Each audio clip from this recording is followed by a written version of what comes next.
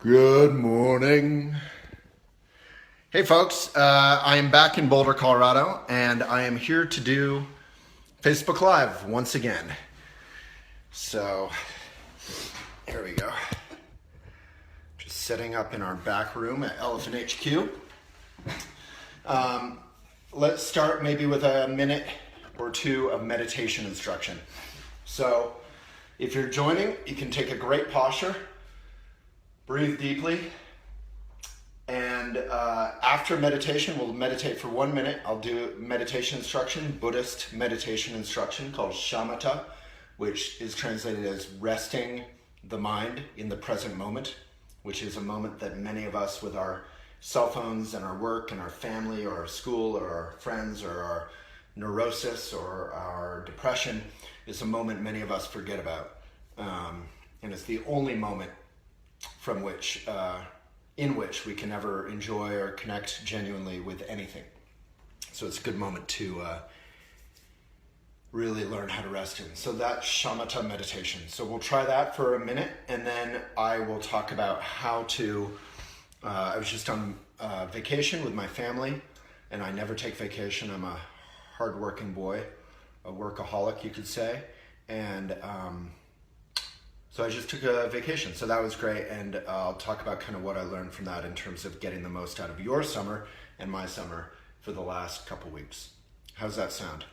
Hello from Ohio. Yeah, if you're tuning in, Yogi Jess, just say, hey, feel free to say hello to everybody and say where you live. And if you like, you could share the most mindful moment of your last 24 hours, a moment when you were just simply present.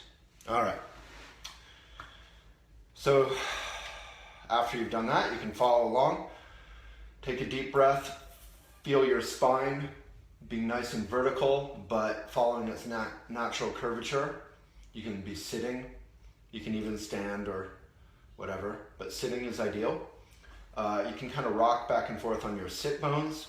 This is basic Shamata Buddhist meditation. You can take your shoulders up, back, down, and then just kind of let them go. Relax. Your hands are just flat on your thighs. And your eyes are open, which is actually really important and maybe a little unusual for many of you in terms of meditation. So keep those eyes open. The notion is that we're not trying to block out the world or separate ourselves, that we're trying to bring our relationship to the world into our meditation practice and vice versa. Bring mindfulness out into our relationship with the world. So if you're just joining, you can say, hey, where you're from and what your most mindful moment of the last 24 hours was, and then just follow along with meditation. So now that we've got a good, upright, but relaxed posture, and actually do this if you're watching, if you think you have to work, whatever it is, if you're gonna watch, let's not multitask. There's nothing sillier than multitasking when we're talking about mindfulness. So let's actually do this. Take a deep breath. Give yourself a break. And that's what we're going to be talking about, how to take advantage of the remainder of summer mindfully. So take a deep breath. Often we don't take deep breaths all day long. So deep breath is both healthy and spiritually refreshing. It's probably the simplest way to be happy, to reconnect with genuine happiness. So find your breath in and out.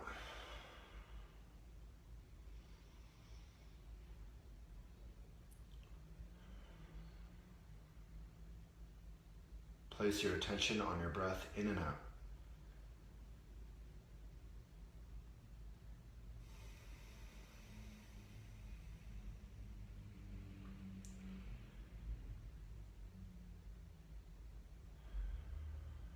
Now, you could join in with me. We could all bow to one another. Everywhere where we are, you can see in comments where people are from.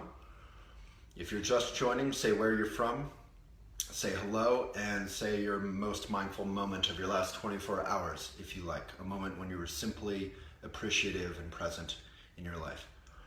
So we can start with a bow of respect and our aspiration in our everyday to be of benefit to the world. All right, now we can meditate for a minute So touch in with that breath, in and out. Good, upright, but relaxed posture. Breathe in, breathe out.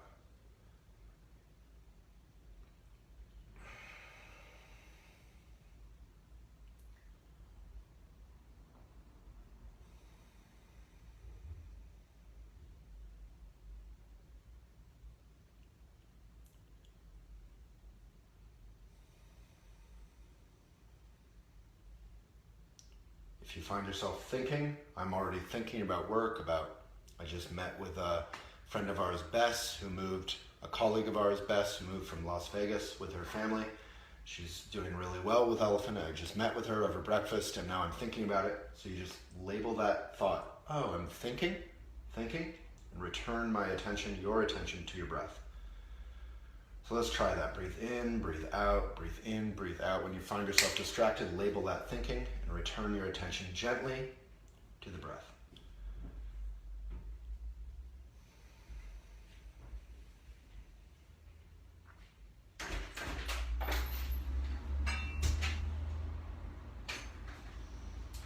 If you find yourself distracted by someone walking in with a bicycle, you can just label your distraction, thinking, and return your attention to the breath.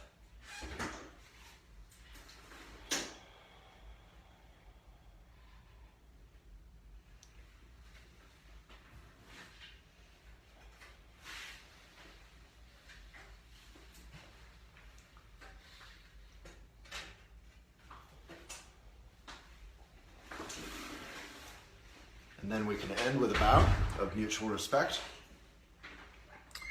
and our aspiration to be of benefit.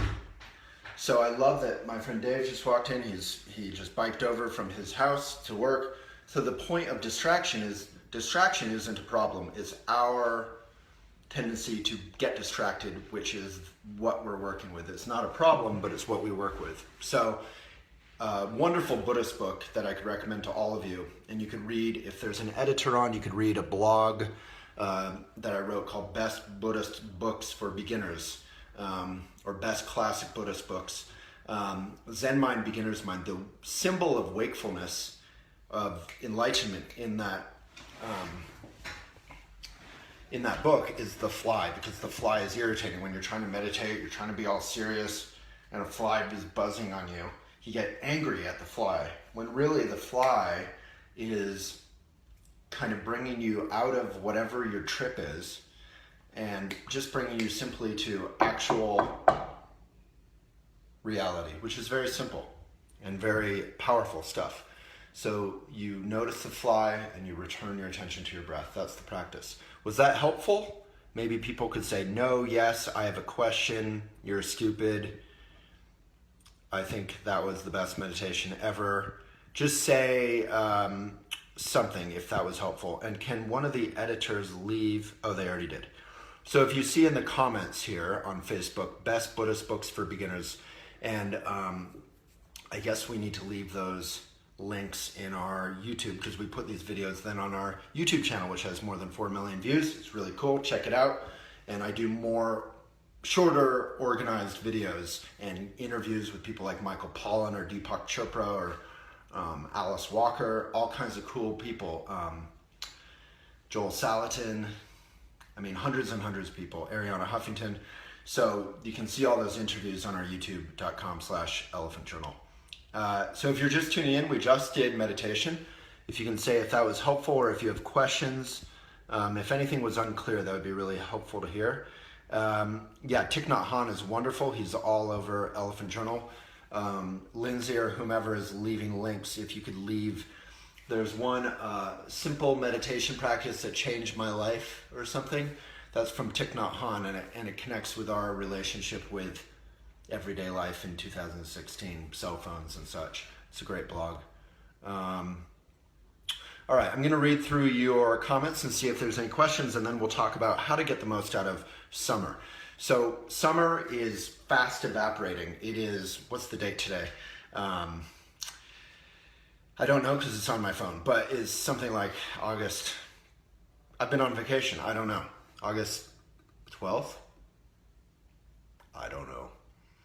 So, we only have a couple weeks of summer left, and for most of us, we're incredibly busy. Some of us are down at the creek, we're inner tubing, we're surfing, we're doing whatever people should do in a summer, we're reading Calvin and Hobbes, but most of us are being busy, self-important little busy bees running around looking at our phones. So we have a great blog by Heather Moret-Mueller on Elephant, how to enjoy a mindful summer or something. I can't remember the exact title. If you could put that in the comments, that would be great, as well as in the YouTube video description. But one of the most powerful ways to enjoy summer is to try and, if you can't get away from work, which many of us can't, or whatever is making us busy, is to bring that busyness to summer. So like today I'm having a meeting and we're going to go to a pool at 2 p.m. and have a meeting there. So maybe the meeting will be a little less efficient, but we'll be relaxing, we'll be dealing with our stress, we'll be maybe getting a little exercise, and then we'll meet, then we'll get in the water, and that gives you the illusion, which is a very wonderful illusion, that you're actually appreciating summer. So, I like to try and bring my laptop to the pool, or my laptop when I go climbing in an indoor gym. In some ways that can be dangerous because you're sort of filling the gaps and you're not appreciating your life, but you're not appreciating just relaxing fully. But on the other hand, if you are busy, can't get away from it, it's far better to exercise, to touch in with water, whether it's an ocean or a river or what have you, than to just kind of miss out all summer anyway. So I'm going to look through your comments, and there's some beautiful comments. Oklahoma City, New York, Pennsylvania. People are from all over. Ohio, Vancouver, Houston, Chicago. Someone had a mindful moment cuddling with their kitten. Sounds cute. Yeah, I got to hang out with my aunt Liz's cat in Virginia. So I think what I learned from my 2 weeks with my family was that you can take a step back, that I can take a step back once in a while from my work and really touch in with taking care of myself, just the simple things like walking around and eating meals with loved ones, and really not doing that much, not filling the space, not walking around with my phone in front of my face. And that relaxation gives me the strength and the inspiration that calms my burnout. I have a blog on Elephant about burnout. If any of you in comments have tips for how to handle burnout, but I have this blog like salves for burnout. What I recommend if you need to kind of put the fire out of your burnout, that's important to do, because burnout is really hard on our health. New York, Oklahoma City, Pennsylvania. Paul, that sounds wonderful. Upstate New York, Alexandria. Where is Alexandria? Virginia? Yogi Jess moving to Boulder. Yeah, well, of course we'll meet. Sarah, who I love. She works with Elephant. She's in London.